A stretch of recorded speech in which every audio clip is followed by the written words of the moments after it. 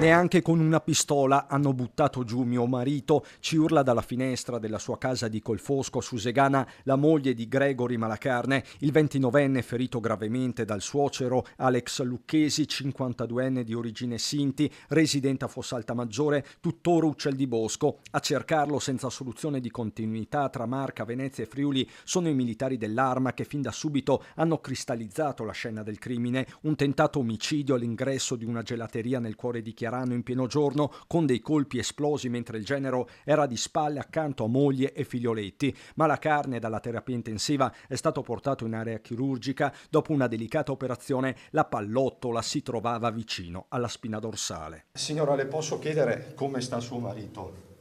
Mio marito sta benissimo. Ma lei adesso...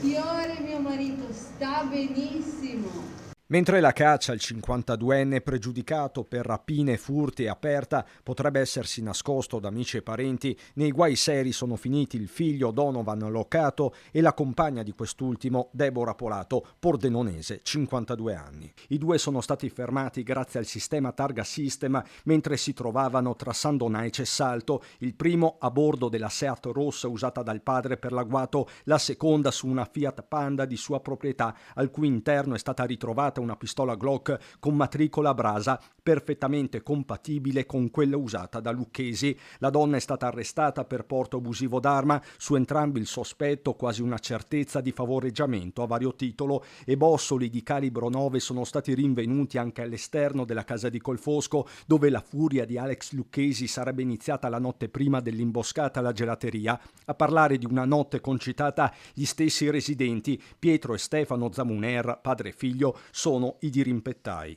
No rumori, ma però... Non aveva capito che fossero spari. No, non hai capito che era...